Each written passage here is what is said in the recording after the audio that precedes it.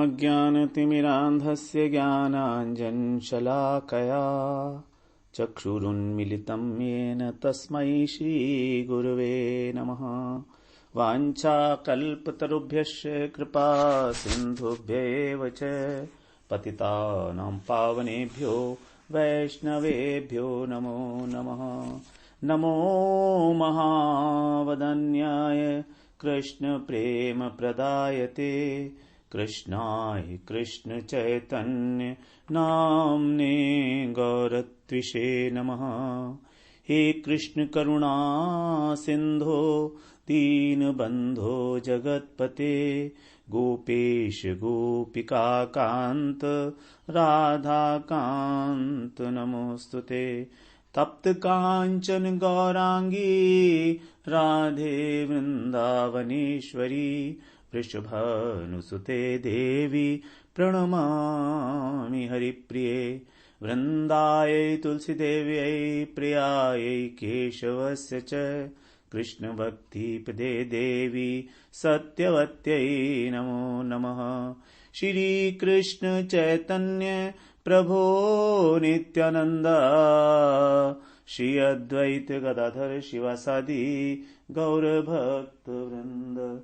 हरे कृष्ण कृष्ण कृष्ण हरे हरे, हरे राम राम राम हरे हरे। हरे कृष्णा। सर्वप्रथम मैं अपने गुरुपाद पद्म ओम विष्णुपाद अष्टोत्तर शत श्री श्रीमद् भक्ति वेदांत माधव गोस्वामी महाराज के चरण कमलों में अनंत कोटि दंडवत प्रणाम ज्ञापन करता हूँ।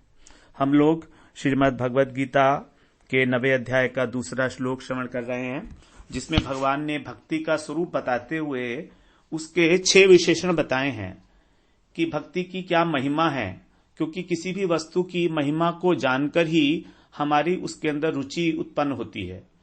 तो भक्ति का स्वरूप बताया राजविद्या राजगुह्य, अर्थात ये विद्याओं की राजा है और परम गोपनीय वस्तु है, क्योंकि जो चीज इंपॉर्टेंट होती है उसको हमेशा गुप्त रखा जाता है, रहस्यमय होती है, तो इसीलिए। और इसके भगवान ने फिर विशेषण बताए कैसी है ये। पवित्रम इदम उत्तमम, राजविद्या राजगुह्यम पवित्रम इदम उत्तमम प्रत्यक्षावगमम धर्म्यम सुसुखम कर्तुम अव्ययम। ये जो है राजविद्या है, परम गोपनीय है, और क्या है, पवित्र है और उत्तम सर्वश्रेष्ठ है। प्रत्यक्षावगमम, सर्वश्रेष्ठ क्यों है? क्योंकि प्रत्यक्ष इसका अनुभव किया जा सकता है। और प्रत्यक्ष मतलब जब हम भक्ति कर रहे हैं तब उसी समय ही हमको इसका अनुभव होने लगेगा। और धर्म्यम, धर्मयुक्त है, धर्म से धर्ममय है। और सुसुकुम और कर्तुम अव्ययम, करने में अत्यंत सुखपूर्ण सुविधा पूर्वक किया जा सकता है, आराम से। और अव्यय, अव्यय का मतलब अविनाशी है। तो ये जो श्लोक है हमारा भक्ति की महिमा बताते हुए इंपॉर्टेंट श्लोक, इसलिए हम लोग इसको एक माइलस्टोन बनाएंगे 41। So it will be milestone 41। इससे पहले हम लोग 40 माइलस्टोन्स जो हैं वो अपने बना चुके हैं। अब यहां पर हम लोग बात कर रहे थे धर्म्यम, कि इस भक्ति का पालन करने से ही सभी धर्मों का पालन हो जाता है, अर्थात जितने भी और धर्म हैं उन सब का फल भक्ति करने से ही मिल जाता है, केवल भक्ति करने से। जब भगवान की भक्ति की जाएगी तो हम लोगों को समस्त फल मिल जाएंगे, कर्म का फल, ज्ञान का फल, योग का फल, सब चीजों का फल अपने आप मिलेगा। तो भक्ति यही है परम धर्म।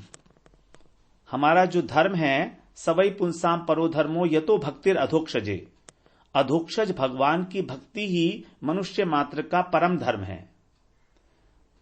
इसीलिए क्योंकि ये धारण करने योग्य है, भक्ति धारण करने योग्य है, इसलिए इसको कहा गया धर्ममय। धर्म की परिभाषा कहा गई है कि जो जिसे हम धारण करते हैं अथवा जो हमें धारण करता है, दोनों ही धर्म है। जैसे जल है, जल का एक धर्म है तरलता, तो जल तरलता को धारण करता है। जल जब तक तरल है तभी तक वो जल कहलाएगा, और तरलता जो है वो जल के थ्रू ही प्रकाशित होती है।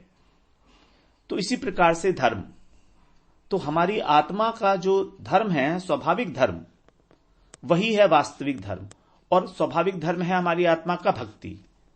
भगवान की सेवा करना, क्योंकि आत्मा भगवान का अंश है और अंशी की सेवा करना अंश का धर्म होता है।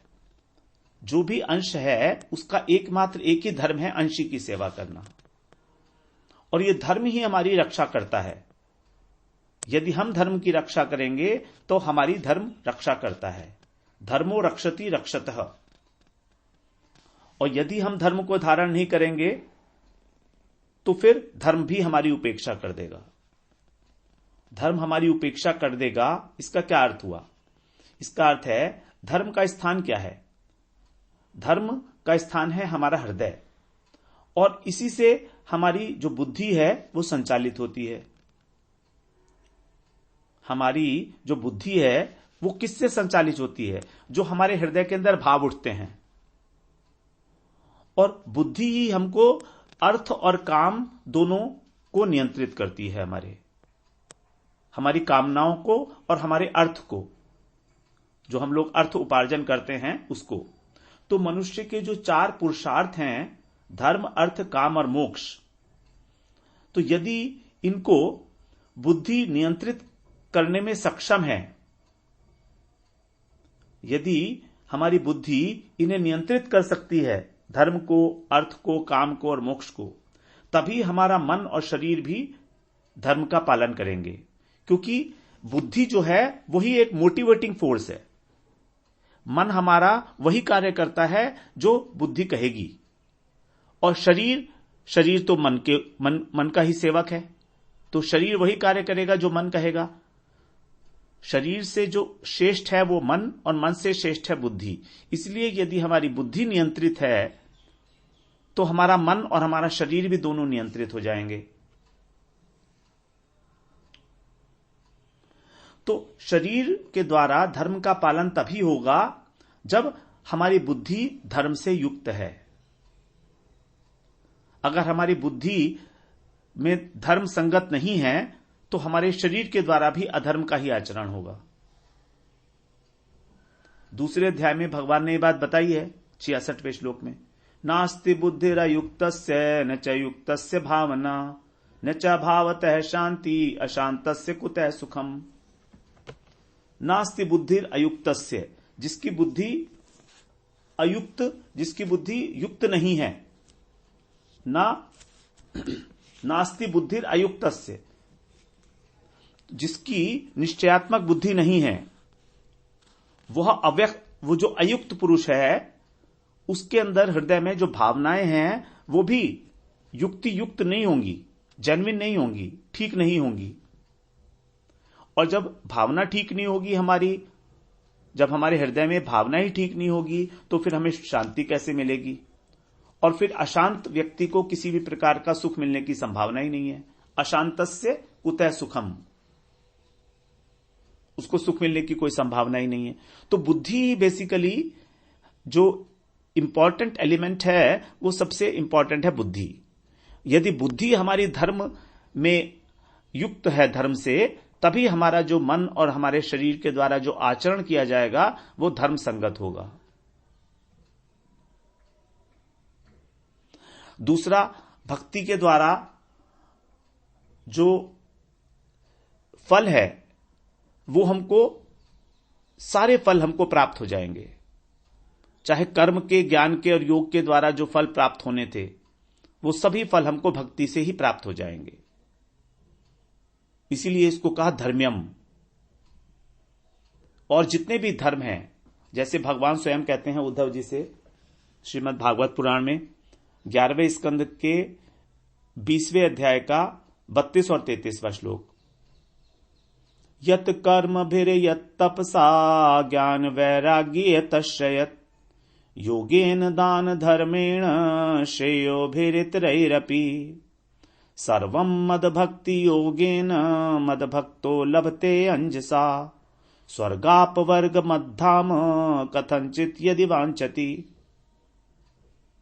यहां भगवान कह रहे हैं यत कर्म भी यत तपसा, कर्म के द्वारा, तप के द्वारा, ज्ञान के द्वारा, वैराग्य के द्वारा, अष्टांग योग के द्वारा, दान के द्वारा, धर्म के द्वारा, और भी मनुष्य के कल्याण के जितने भी साधन हैं उन सब के द्वारा भी जो जो फल प्राप्त होते हैं वे सभी फल सर्वम मद भक्ति योगेन, मेरी भक्ति योग के पालन करने से मेरा भक्त मद भक्त लभते अंजसा, मेरे भक्त को ये सब अनायास प्राप्त हो जाते हैं। उसको इनके लिए कोई भी पृथक से चेष्टा नहीं करनी पड़ती। और यदि वो स्वर्ग चाहे, स्वर्गाप वर्ग मध्धाम कथंचित यदि वांछति, यदि मेरा भक्त स्वर्ग की इच्छा करे अथवा मोक्ष की इच्छा करे अथवा मेरे धाम आने की इच्छा करे तो वो भी उसको मिल जाता है। यदि वांछति, भगवान का भक्त तो भगवान के धाम में जाने की भी इच्छा नहीं रखता है। भगवान का जो सच्चा भक्त है, जो शुद्ध भक्त है, वो तो भगवान के धाम में भी जाने की इच्छा नहीं रखता है। लेकिन यदि वो रखता है, किसी कारणवश अगर उसकी इच्छा हो गई कि मैं स्वर्ग जाऊं या मुझे मोक्ष मिल जाए या मुझे भगवान का धाम मिल जाए, तो वो भी उसको प्राप्त हो जाता है। स्वर्गाप वर्ग मध्धाम कथंचित यदि वांछति, यदि वो ऐसी इच्छा करे तो भगवान के कहने का अर्थ है यह है कि वास्तव में तो मेरा शुद्ध भक्त कुछ चाहता ही नहीं है मेरी प्रसन्नता के अतिरिक्त। तो भगवान की भक्ति, कृष्ण की भक्ति, कृष्ण की उपासना करने से ही सभी देवी देवताओं की पूजा हो जाती है। इसीलिए किसी भी अन्य प्रकार के धर्म को स्वीकार करने की कोई आवश्यकता ही नहीं रही। कितने सारे देवी देवताएं हैं, किस किस को हम लोग पूजा करेंगे, किसकी हम अर्चना करेंगे। एक की करेंगे तो दूसरे की नहीं हो पाएगी। तो इसीलिए यह कहा गया है कि एक कृष्ण की पूजा करने से ही सभी देवताओं की पूजा हो जाती है। यथा तरुर्मूल निषेचनेन तृप्यन्ति तत्स्कंध भुजोपशाखा प्राणोपहाराच यथेन्द्रियाणाम तथैव सर्वारणम अच्युतेज्या। चौथे स्कंद का 31वें अध्याय का 14वां श्लोक। जिस प्रकार एक वृक्ष के मूल में यदि हम जल देते हैं, उसको सींचते हैं, तो जो उसका तना है, उसकी जो शाखाएं हैं, उसका पत्र पुष्प सभी का पोषण हो जाता है। अब यहां पर यह प्रश्न भी होता है कि कोई व्यक्ति ऐसा कह सकता है, ठीक है हम जड़ को भी सींचेंगे और पत्तों को भी सींचेंगे, तो उसमें क्या हार्म है? अगर हम पत्तों पर अलग से पानी दे दें तो उसमें क्या हार्म है? तो फिर उस बात को कह रहे हैं नहीं, पत्तों को पानी देने की आवश्यकता ही नहीं है, केवल जड़ को पानी देना है। इसलिए फिर दूसरा उदाहरण दे रहे हैं कि जिस प्रकार भोजन करने से प्राणों में तृप्ति मिलती है और इंद्रियों का पोषण हो जाता है। प्राणोपहाराच यथेन्द्रियाणाम, इंद्रियों में हम लोग अलग अलग किसी का पोषण नहीं करते, हम सिर्फ भोजन करते हैं। भोजन करके जब हमारे पेट में अन्न जाता है तो उससे ही जो ऊर्जा पैदा होती है वो सभी इंद्रियों को मिल जाती है। ऐसा नहीं है कि हम अपनी इंद्रियों को अलग अलग भोजन कराएंगे। यदि हम भोजन कराएंगे तो हमारा नाश ही हो जाएगा शरीर का। अगर हम खाना खिलाने लगे आंख को, नाक को, कान को, अलग अलग इंद्रियों को, तो क्या होगा? अंत हो जाएगा शरीर का ही। तो इसीलिए दूसरा उदाहरण दिया यहां पर कि जिस प्रकार भोजन कराने से हमारी सारी इंद्रियां पुष्ट हो जाती हैं, उसी प्रकार से तथैव सर्वा आरणम अच्युतेज्या, अच्युत भगवान की इज्जा मतलब पूजा करने से सर्वाहरणम सबकी पूजा हो जाती है। जितनी भी देवी देवता हैं वो सबकी पूजा हो जाती है, क्योंकि सभी तो भगवान के अंश हैं। तो इस प्रकार की जो भक्ति है, जो धर्ममय है, प्रत्यक्ष फल देने वाली है, उत्तम है, सर्वश्रेष्ठ है और पवित्र है। अब यहां पर यह बात उठती है कि इतनी अच्छी है, जब इतनी भक्ति की इतनी महिमा है तो करने में तो बहुत कठिन होगी वो। तो इसीलिए भगवान आगे ऐड कर रहे हैं, नहीं ऐसा नहीं है बिल्कुल भी। कर्तुम सुसुखम करने में अत्यंत आसान है, सुगम है, कोई कष्ट नहीं है। जबकि कर्म में, ज्ञान में कितना कितना कष्ट है अष्टांग योग करने में। अगर हम यज्ञ करेंगे तो कितने घंटे हमको धुएं के पास बैठना पड़ता है, अग्नि के सामने बैठना पड़ता है धुएं में, जम के एक आसन के ऊपर, और कितनी सारी चीजें अरेंज करनी पड़ती हैं यज्ञ इत्यादि करने के लिए। ज्ञान के अंदर विवेक, वैराग्य कितना कठिन साधन है, और अष्टांग योग के लिए तो है ही कितना बड़ा साधन है। प्राणायाम करना, धारणा, ध्यान, समाधि, अनेक प्रकार का कष्ट है। लेकिन यहां पर तो कष्ट की बात तो दूर, इसको करने से सुख की प्राप्ति होती है, सुसुखम। इसलिए भगवान ने सुख में, देखो सुख में पहले से ही एक सुख सु जुड़ा हुआ है, लेकिन उसमें एक और सु जोड़ दिया भगवान ने। तो दो बार जब सु आ गया तो हो गया अत्यंत सुगम है करने में, अत्यंत सुगम। भक्ति का जो पालन करना है वो it is not at all difficult. सुखम, ख का अर्थ होता है आकाश, और सु का मतलब होता है सुष्ठु। तो जब हमारा हृदय आकाश सुष्ठु रूप से अच्छे विचारों के द्वारा, जब उसके अंदर अच्छे विचार होते हैं तो उसको सुख की अनुभूति होती है। और भक्ति से कह रहे हैं सुसुखम, अत्यंत पवित्र हमारा हृदय आकाश हो जाता है, क्योंकि चित्त की शुद्धि हो रही है ना भक्ति करते करते ही, इसलिए सुसुखम, अत्यंत आनंद की प्राप्ति होती है। प्रहलाद जी बता रहे हैं, असुर बालकों को जब दीक्षा दे रहे थे, शिक्षा देते हुए प्रहलाद जी बता रहे हैं, नहीं अच्युतम प्रीणयतो बहु आयासो, नहीं अच्युतम प्रीणयतो बहु आयासो, अर्थात अच्युत श्री कृष्ण को प्रसन्न करने के लिए, प्रीणयतो प्रसन्न करने के लिए, बहु आयासम बहुत प्रयत्न की आवश्यकता नहीं है। जितना क्लेश अपने परिवार के भरण पोषण करने में, उनको प्रसन्न करने में होता है, उतना कष्ट भी कृष्ण को प्रसन्न करने में नहीं होता। हम जानते हैं ना अपने परिवार वालों को ही प्रसन्न करने में हमें कितना कष्ट होता है। एक को प्रसन्न करो तो दूसरे का मुंह फूल जाता है, दूसरे को करो तो पहले का मुंह फूल जाता है, तीसरे का मुंह फूल जाता है, क्योंकि सबकी अपनी अपनी डिमांड है, सबकी अपनी अपनी जरूरतें हैं। छोटे बच्चे से लेकर बड़े बूढ़े तक सबकी अपनी अपनी रिक्वायरमेंट है, शारीरिक रिक्वायरमेंट, मानसिक रिक्वायरमेंट। तो किस किस को पूरा करेंगे? तो अपने कुटुंब के, अपने परिवार के पालन पोषण करने में व्यक्ति को जितना कष्ट होता है, उससे भी अधिक कुछ भी नहीं, उसके सामने भी अत्यंत कम कष्ट जो है कृष्ण को प्रसन्न करने में होता है। क्योंकि भगवान तो एक छोटी सी चीज से प्रसन्न हो जाते हैं। पत्रम पुष्पम फलम तोयम यो में भक्त्या प्रयच्छति। केवल एक पुष्प, केवल एक पत्र देने से उनको तो कोई रिक्वायरमेंट नहीं है। सभी समय की जा सकती है भक्ति, सभी अवस्थाओं में, सभी स्थानों पर, केवल संकल्प मात्र से। यदि हमने कृष्ण को समर्पित करने का कोई संकल्प किया तो भगवान उसको भी भक्ति मान लेते हैं अपनी।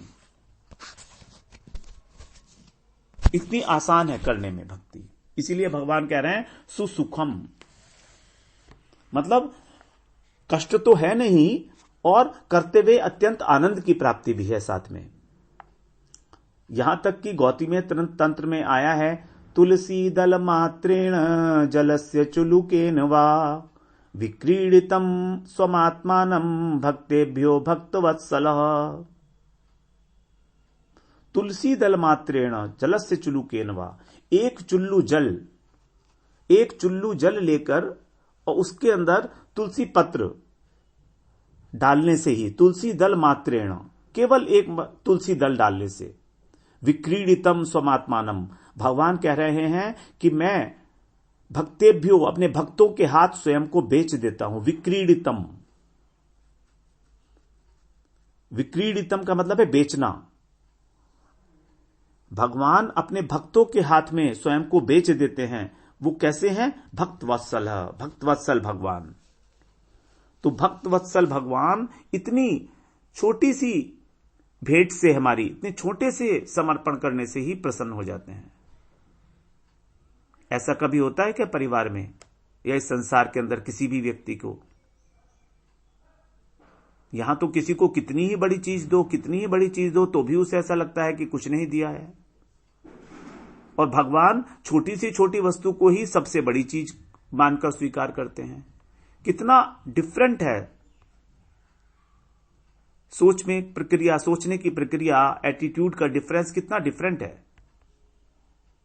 संसार में अगर किसी को सबसे बहुमूल्य पदार्थ भी दोगे तो भी उसको कुछ खास नहीं लगेगा, कुछ समय बाद उसकी वैल्यू खत्म हो जाएगी। हो सकता है उस समय वो थोड़ा सा प्रशंसा कर दे, लेकिन बहुत जल्दी ही वो उसकी वैल्यू उसके लिए समाप्त हो जाएगी।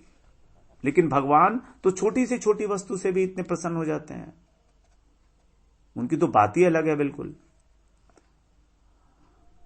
तो अब अगर मान लीजिए भक्ति करने में इतनी सुगम है तो फिर उसका फल भी तो कम होना चाहिए। ये एक प्रश्न उठता है ना कि अगर हमने कोई काम किया और वो काम बहुत आसानी से हो गया तो उस काम का जो हमें फल मिलेगा वो भी तो बहुत कम ही मिलेगा ना, और ज्यादा बड़ा काम किया तो ज्यादा फल मिलेगा, जैसा संसार में देखा जाता है। लेकिन यहां पर ऐसा भी नहीं है। अल्टीमेटली फिर अब भगवान इसका फल बता रहे हैं क्या होगा इस भक्ति का। अव्ययम, अंतिम जो पद है हमारा अव्ययम। प्रत्यक्षावगमम धर्म्यम सुसुकुम कर्तुम अव्ययम। ये अव्ययम जो है ये पद, ये फल है भक्ति का फल, ये अविनाशी फल है इसका। जबकि जितने भी अन्य साधन हैं, कर्म, ज्ञान, योग, तप इत्यादि, उन सब का फल विनाशी है, क्योंकि वो शरीर से संबंधित हैं। वो लौकिक निष्ठा बताई है भगवान ने। कर्म की निष्ठा, कर्म में निष्ठा होना और ज्ञान में निष्ठा होना, उसको भगवान ने लौकिक निष्ठा बताई है। तीसरे श्लोक में, तीसरे अध्याय के, लोके अस्मिन् द्विविधा निष्ठा पुरा प्रोक्ता मया नघ ज्ञान योगेन सांख्यानाम कर्म योगेन योगिनाम।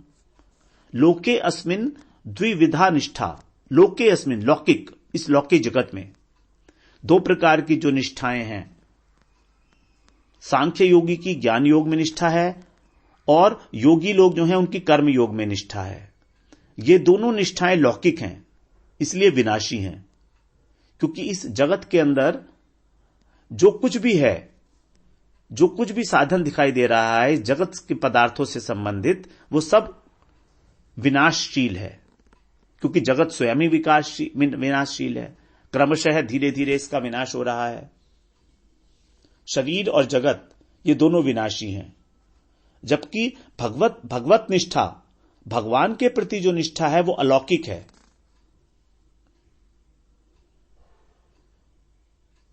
कहां पर कहा है भगवान ने ये अलौकिक निष्ठा है मेरी? ये कह रहे हैं भगवान 18वें अध्याय के 50वें श्लोक में, निष्ठा ज्ञानस्य या परा, जो ज्ञान से भी अत्यंत परे है वो निष्ठा है भगवत निष्ठा। एक केवल संकेत मात्र दिया भगवान ने यहां पर उसका, निष्ठा ज्ञानस्य या परा। यह है भगवत निष्ठा, जिसकी चर्चा भगवान ने लास्ट में 18वें अध्याय में केवल संकेत मात्र करके दी है।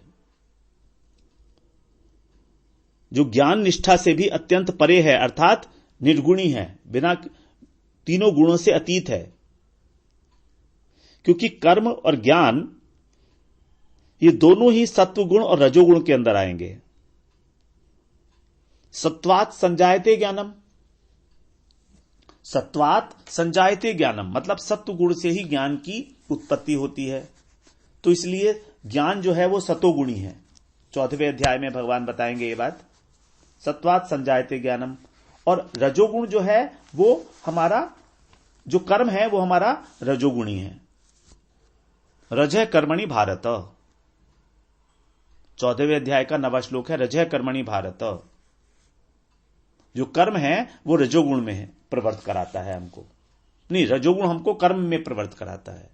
तो कर्म की निष्ठा तो रजोगुणी हो गई और ज्ञान की निष्ठा हो गई सतोगुणी।